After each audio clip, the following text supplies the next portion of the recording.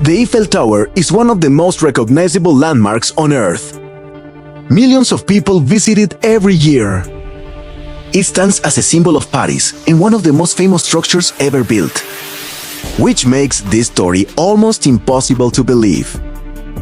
Because in 1925, a man successfully convinced a group of businessmen that the Eiffel Tower was about to be demolished. Then he sold it. Not once, but twice. If you enjoy documentaries about history, business, psychology, and the hidden stories that shaped our world, consider subscribing. New documentaries are released every week. The man behind the scheme was Victor Lustig, a professional con artist with a reputation for charm, confidence, and deception. Lustig understood something important about human nature. People often believe what they want to believe, and ambitious people can sometimes be easier to fool than cautious ones. In the 1920s, the Eiffel Tower was not yet the beloved icon it is today. Maintenance costs were high. Public debate about its future occasionally appeared in newspapers. Lustig saw an opportunity. He carefully studied reports discussing the expense of maintaining the structure. Then he developed an extraordinary plan. Posing as a government official, he invited several scrap metal dealers to a secret meeting. The meeting took place in a luxury hotel. Everything was designed to appear official. Letters, documents, formal presentations.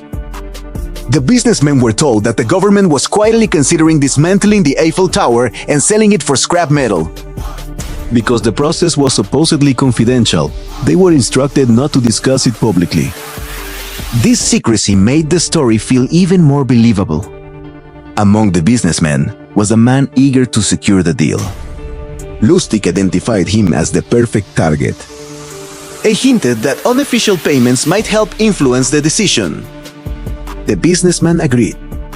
Money changed hands, and the deal was done. By the time the victim realized he had been scammed, Lustig had already disappeared. Embarrassed and unwilling to attract public attention, the victim reportedly chose not to report the crime. For most criminals, that would have been enough. Not for Victor Lustig. Astonished by the success of the scheme, he returned and attempted to sell the Eiffel Tower again.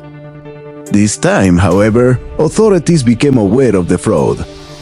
Lustig fled before he could be arrested. The story became one of the most famous scams in history. But what makes it so fascinating isn't the money. It's the psychology. Lustig succeeded because he understood trust, authority, exclusivity, and human ambition.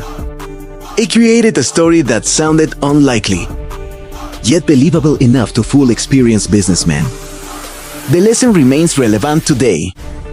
Scams rarely succeed because people are foolish. They succeed because they are carefully designed to exploit emotions, assumptions, and trust. The story of Victor Lustig reminds us that confidence can be persuasive. Authority can be convincing. And sometimes, the most unbelievable stories are the ones that actually happened. The next time something sounds too good to be true, remember the man who sold the Eiffel Tower. Twice! If you enjoyed this documentary, subscribe for more stories about history, business, psychology, and the hidden forces shaping our world. Thanks for watching.